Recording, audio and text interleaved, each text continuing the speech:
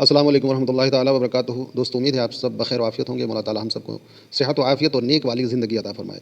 دوستو، مکاشفۃ القلوب سے آپ بیان سماعت کر رہے ہیں، لہٰذا فرمایا جاتا ہے کہ اللہ تعالیٰ منافق کو پسند نہیں کرتا، بلکہ رب تعالیٰ اپنے ان بندوں کو محبوب رکھتا ہے جو نفاق سے اپنے آپ کو پاک کر کے رکھتے ہیں، اپنے قلب و جگر کو منافقت سے منزہ و بری رکھتے ہیں۔ منافق مرد عورتیں ایک دوسرے میں سے ہیں، نیکی سے روکتے اور برائیوں کا حکم دیتے ہیں اور اپنے ہاتھوں کو بند کرتے ہیں۔ انہوں نے اللہ کو بھلا دیا اور اللہ نے انہیں بھلا دیا۔ بلا شبہ منافق فاسق ہیں۔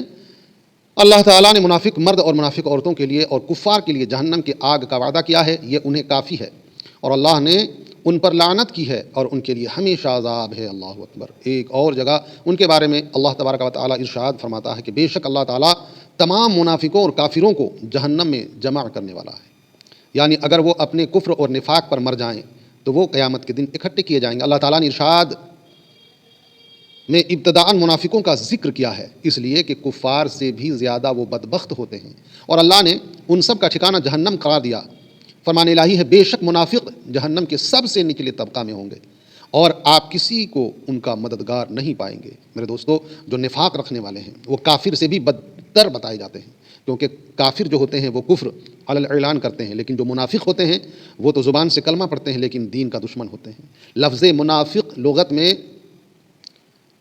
نافقع الیربوع سے مشتق ہے۔ کہتے ہیں کہ جنگلی چوہے یربوع کے بل کے دو سوراخ ہوتے ہیں، ایک داخل ہونے کے لیے اور دوسرا سوراخ نکلنے کے لیے ہوتا ہے۔ ایک سوراخ سے ظاہر ہوتا ہے اور دوسرے سے بھاگ نکلتا ہے۔ منافق کو بھی اس لیے منافق کہتے ہیں کہ وہ بظاہر تو مسلمانوں کی شکل میں ہوتا ہے مگر کفر کی طرف نکل جاتا ہے۔ حدیث شریف میں ہے کہ منافق کی مثال ایسی نووارد بکری کی طرح ہے جو دو ریوڑوں کے درمیان ہو، کبھی وہ اس ریوڑ کی طرف بھاگتی ہے اور کبھی اس ریوڑ کی طرف دوڑتی ہے، یعنی کسی ایک ریوڑ میں نہیں رہتی۔ اسی طرح منافق بھی نہ تو کلیتاً مسلمانوں میں شامل ہوتا ہے اور نہ ہی کافروں میں، لہٰذا منافقوں سے بچیے۔ مولا تعالیٰ ہم سب کو نفاق سے اور خصوصیت کے ساتھ منافق لوگوں کی شر سے محفوظ فرمائے۔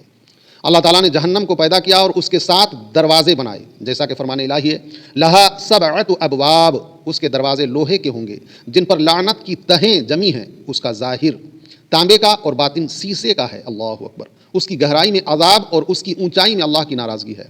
اس کی زمین تانبے، شیشے، لوہے اور سیسے کی ہے، اس میں رہنے والوں کے لیے اوپر نیچے دائیں بائیں آگ ہی آگ ہے۔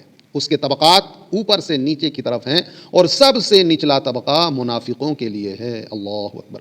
حدیث شریف میں وارد ہے کہ حضور پاک صلی اللہ تعالیٰ علیہ وسلم نے جبریل سے جہنم کی تعریف اور گرمی کے بارے میں دریافت فرمایا۔ جبریل نے جواب دیا اللہ تعالیٰ نے جہنم کو پیدا کیا اور اسے 1000 سال تک دہکایا تو وہ سرخ ہو گیا، پھر 1000 سال دہکایا تو سفید ہو گیا، اور جب مزید 1000 سال دہکایا تو وہ بالکل سیاہ اور تاریک ہو گیا۔ اس رب کی قسم جس نے آپ کو نبی برحق بنا کر بھیجا ہے، اگر جہنمیوں کا ایک کپڑا بھی دنیا میں ظاہر ہو جائے تو تمام لوگ فنا ہو جائیں گے، مٹ جائیں گے۔ اللہ اکبر۔